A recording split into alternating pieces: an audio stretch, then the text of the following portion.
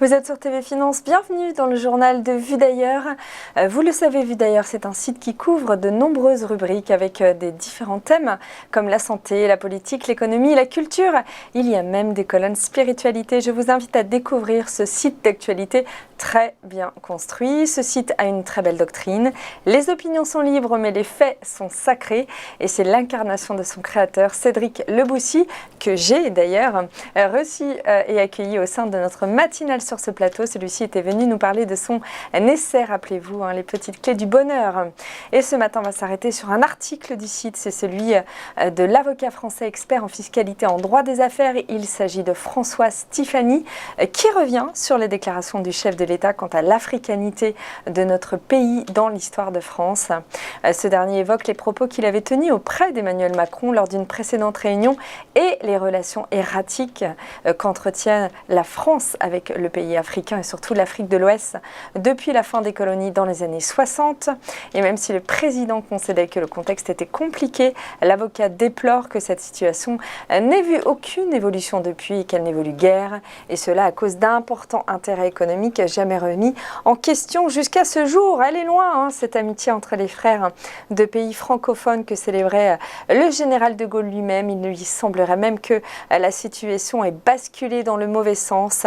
Et pourtant, le général lui-même évoquait une base solide de la puissance de la France dans le monde.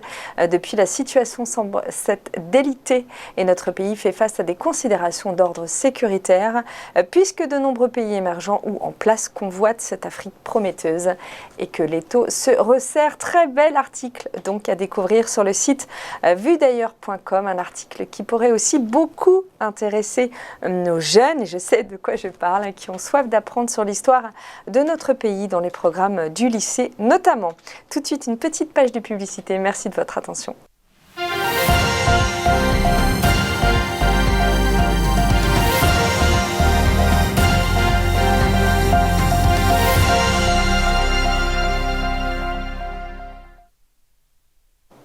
Sur le site vuedailleurs.com, vous retrouvez des articles du domaine social, économique.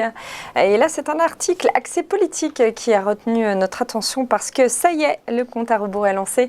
On le voit dans tous les médias, les partis s'arrachent les interviews, les rendez-vous promotion sur les plateaux de télévision, multiplient également leurs déplacements et programmes de séduction sur tous les territoires. Et c'est justement ce que fait Anne Hidalgo, la favorite à gauche qui s'est rendue à Lille le week-end dernier et a littéralement torpillé le candidat sortant Emmanuel Macron. La candidate dont le score ne décolle pas, 4 voire 7% derrière les Verts, semble s'être lancé un défi de reconquête sociale. À noter l'absence cruciale de l'ancien chef des Rouges, François Hollande, qui même s'il a déclaré voter pour la candidate, n'a pas tenu bon d'être présent à ce rassemblement qui a réuni une petite assemblée de quelques 1700 militants et élus socialistes. La candidate est apparue très en forme et déterminée à convaincre et elle n'en est pas à son premier coup d'essai.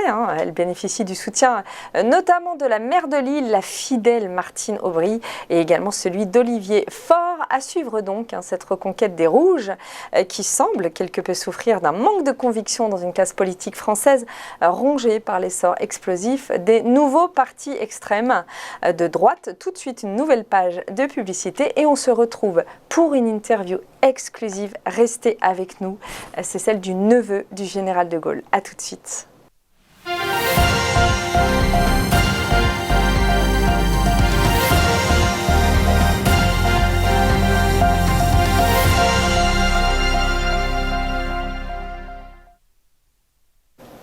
De retour dans le JT d'ailleurs, bienvenue si vous nous rejoignez, c'est le moment de notre interview, un moment fort puisque j'ai le plaisir d'accueillir en duplex monsieur Laurent de Gaulle. Bonjour monsieur de Gaulle.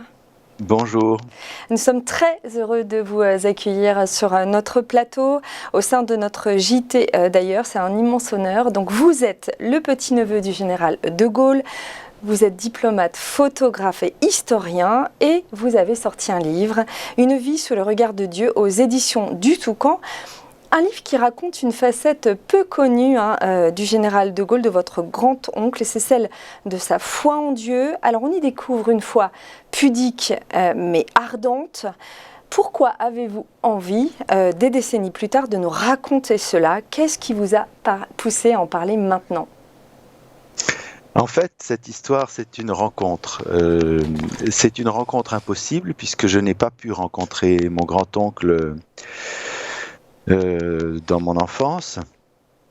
Et c'est la rencontre avec un écrivain qui avait lui-même vécu une émotion très puissante au moment de la visite du général de Gaulle en Russie dans les années 60. Émotion comparable à celle que j'ai vécue quand j'ai découvert en fait les écrits de Charles de Gaulle de 1905 jusqu'à sa mort, en particulier du jeune homme. Et puis c'est la rencontre aussi avec une réalité historique, celle de se dire finalement comment a-t-il fait tout seul ou quasiment tout seul, avec très peu de personnes autour de lui, pour tenir la résistance, la France, la maintenir à son rang dans le monde et poursuivre la guerre jusqu'à la victoire, en étant présent sur tous les fronts, en étant attentif à tout, en organisant la résistance intérieure aussi bien que les relations avec les Alliés. C'est absolument phénoménal en fait comme histoire, et cette histoire est tellement extraordinaire que je me suis dit, et je l'ai compris très tôt, il ne pouvait pas être seul pour mener ce combat. Il a été soutenu, inspiré, guidé par l'Esprit Saint. Et c'est ça qui a fait que moi-même, dans ma jeunesse, j'ai eu cette intuition et qu'à l'âge adulte, à l'occasion de la réception d'un écrivain francophone,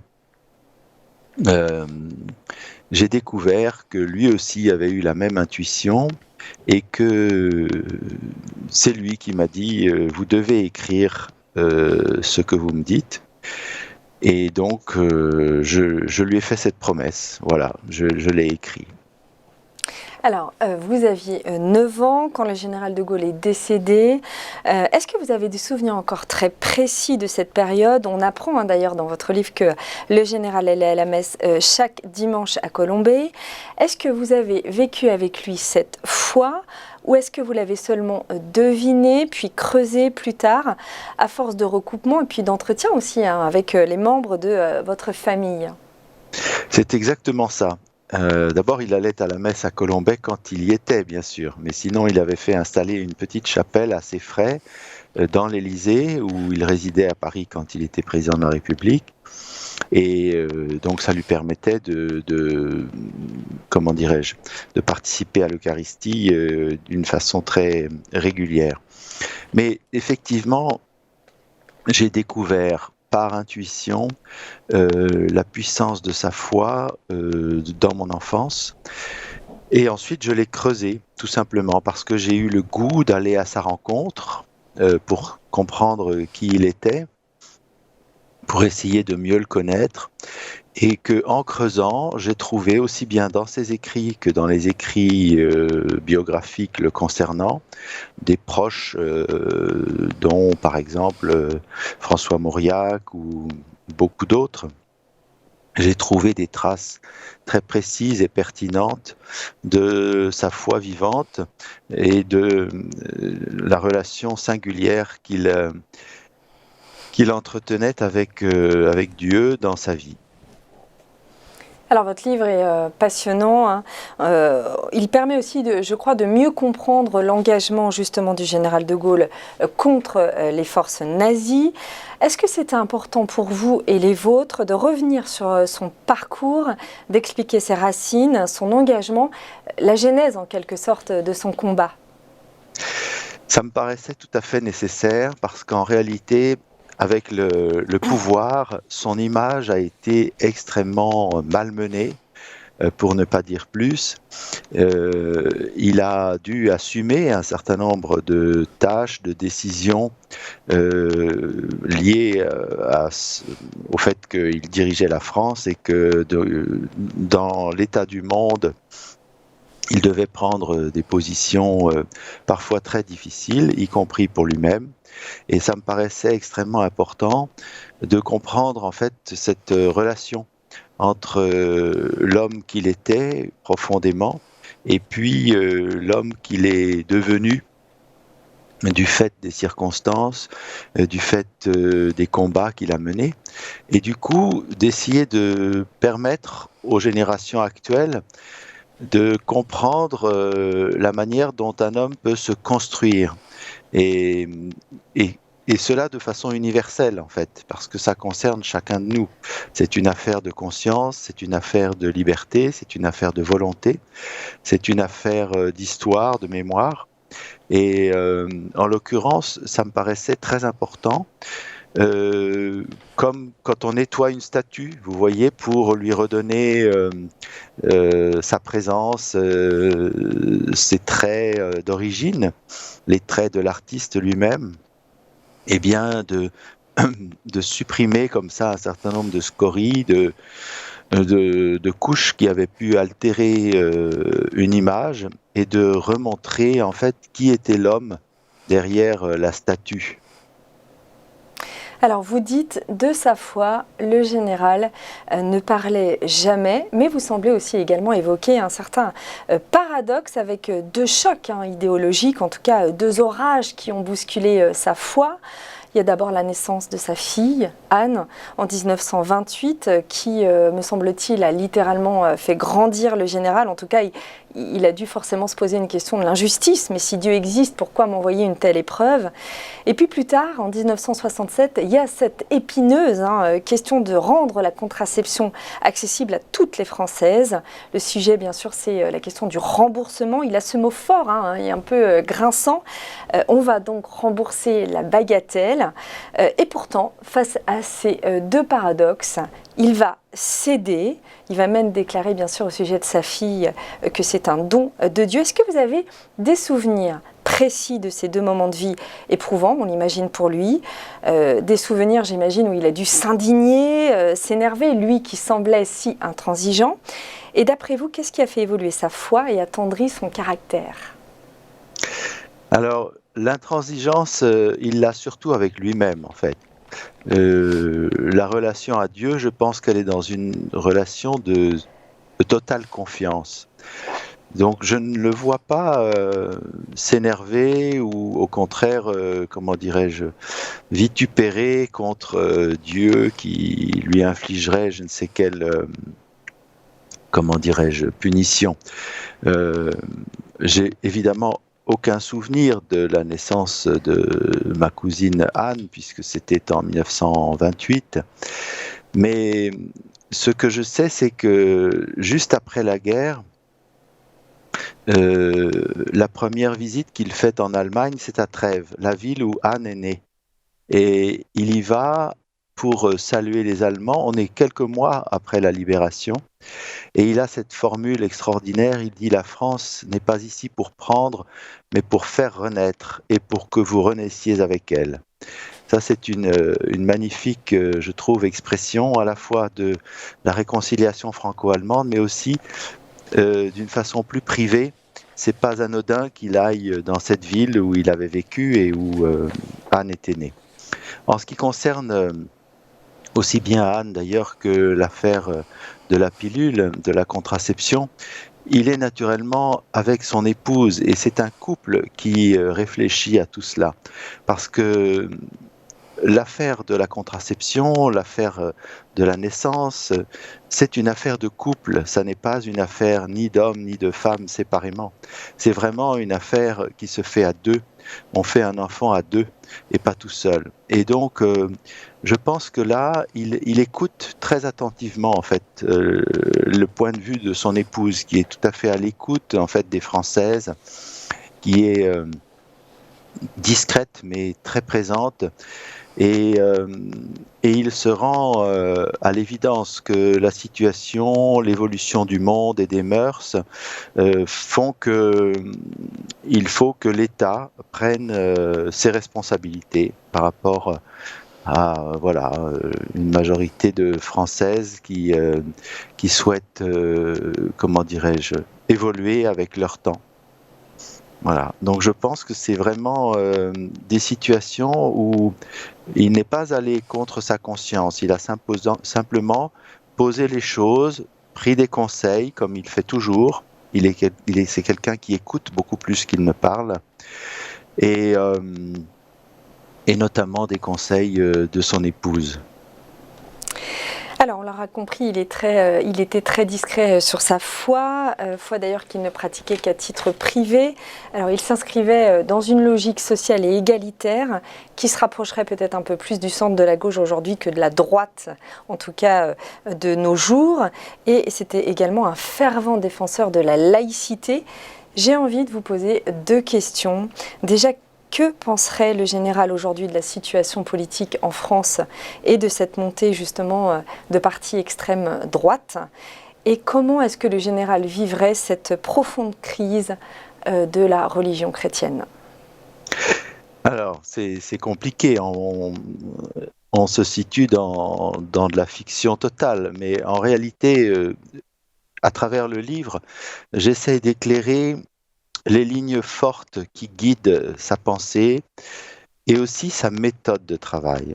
Et ce que je crois, c'est que, tel que je peux comprendre en fait la manière dont il agissait, il se situait d'abord, en ce qui concerne le gouvernement de la France, dans une perspective historique. Il avait coutume de poser 3 questions aux Français, et il se les posait à lui-même pour pouvoir y apporter des réponses. La première, c'est d'où venons-nous? C'est-à-dire, quelle est notre histoire? Et c'est une histoire commune, nécessairement. Ensuite, c'est où en sommes-nous aujourd'hui? C'est-à-dire la réalité. Toute sa politique est fondée sur le réel, et non pas sur des utopies, non pas sur des dictates de je ne sais quel, comment dirais-je, courant de pensée. Et puis, la troisième question, c'est où allons-nous? Et donc, quel est notre projet commun? Et en fait, à partir de ces simples 3 questions-là, on arrive à comprendre très bien comment on peut faire fausse route et comment on peut, au contraire, corriger les choses. Il y a une situation réelle dans l'histoire de la France, dans l'histoire de l'Église, qui est faite de traumatismes, de crises même extrêmement graves. Sa compréhension de la laïcité, c'était d'abord une compréhension de la liberté, en fait. Il était un homme particulièrement attaché à la paix et à la liberté et à l'épanouissement de chacun dans une société libre et pacifique. Et son projet pour la France était aussi un projet pour le monde, c'est-à-dire qu'il considérait que la voie de la France devait être la voie de la paix dans le monde, la voie de l'apaisement, de l'harmonie, du développement. Et en fait, il propose même, par exemple, en 1960, à l'ensemble du monde, en visite d'État à Londres, dans un discours officiel, en tant que chef de l'État, il propose un désarmement total du nucléaire et de consacrer les sommes libérées par ce désarmement au développement, à la coopération, à la paix dans le monde. Donc effectivement, vous voyez, la confrontation avec notre situation actuelle, bon, on ne va pas faire de la politique fiction, mais ce que je crois, c'est que d'abord, il n'aurait pas laissé déraper un certain nombre de problèmes de cette manière. Je pense que depuis très longtemps, les gouvernements qui se sont succédés sont parfaitement au courant de la situation. Je me souviens très bien des années 80, on parlait déjà des problèmes de la place de la femme dans la société, on parlait déjà des problèmes des océans, on parlait déjà naturellement d'écologie, on parlait de toutes ces questions et on parlait aussi de l'armement qui est un budget beaucoup trop important dans le monde puisque c'est le premier, et de la publicité qui est le deuxième budget après l'armement, et qui sont des budgets qui prennent l'homme pour cible, au lieu d'essayer de contribuer à une vie meilleure pour chacun. Donc effectivement, je crois que beaucoup de gouvernements se sont laissés prendre en fait au piège, je dirais, d'une situation où ils ont vécu sur la bête, plutôt que d'essayer de transformer les choses de façon utile. Merci beaucoup Laurent de Gaulle pour ce moment passionnant, et si on veut justement continuer cet échange, on va tout de suite dans nos librairies et on achète votre livre Une vie sous le regard de Dieu aux éditions du Toucan. Très beau livre et très bel article à découvrir donc sur notre site le JT Vu d'ailleurs, que je vous invite vraiment à lire pour découvrir notre histoire mais aussi les héros de notre culture, une période cruciale de la construction de notre pays. Et ça explique aussi sans doute bon nombre des positionnements et des convictions du général de Gaulle. On se retrouve tout de suite après une courte pause.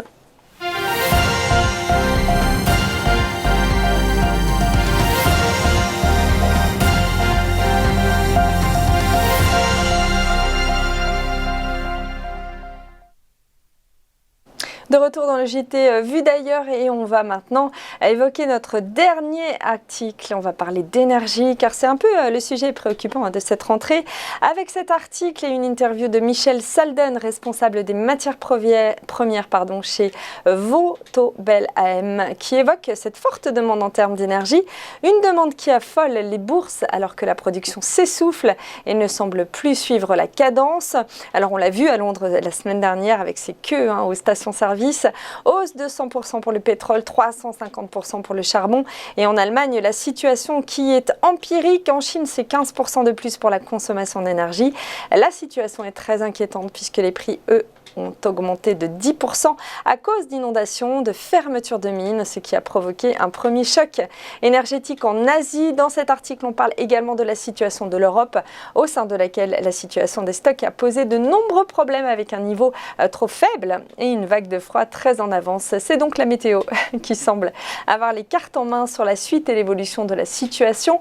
Sont évoquées également dans cet article les hypothèses de recours face à la situation, comment reconstruire les stocks de gaz, quel pays aura notre salut, le gazoduc serait-il la solution, surtout en tout cas celui provenant de la Russie par exemple. Une analyse donc très pointue et très détaillée à découvrir dans cet article et entretien sur le site JT Vu d'ailleurs. Voilà, c'était le JT Vu d'ailleurs. Merci de nous avoir suivis, merci de votre attention, on se retrouve dès la semaine prochaine. En attendant, je vous souhaite un excellent week-end.